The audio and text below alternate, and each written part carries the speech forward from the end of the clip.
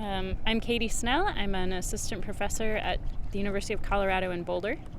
I'm Michaela Ingalls. I'm a postdoc in the Department of Geological and Planetary Sciences at Caltech.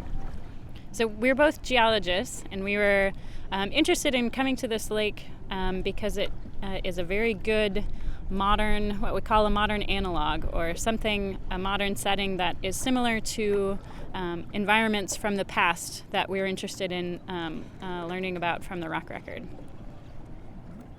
And so in particular for this lake, the stromatolites are of great interest to us because some of the sites that we have that we're studying in Nevada, which are about 50 to 60 million years old, have signs of microbial activity, some thrombolites and strombolites, and so this setting is a potentially good modern representative that we can study in more detail than we can from the rocks alone.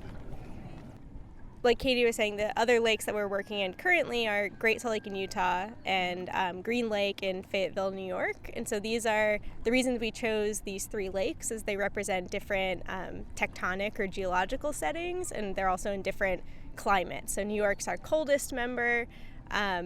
Great Salt Lake is our highest elevation, and then Laguna Bacalar is our warmest lake. And so we're looking at how stromatolites form, how they can form in all of these different environments, and maybe how they take on different chemistry or different isotopic signatures in these different environments. So sort of how the geochemistry of the carbonate material and the water that we're measuring relates to the environmental conditions of the three unique lakes.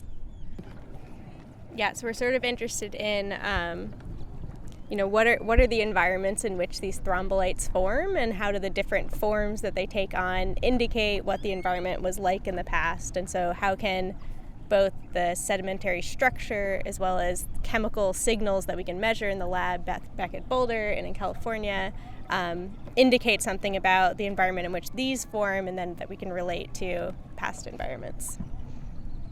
I'm particularly interested in, and Michaela as well, is I try and reconstruct ancient temperature.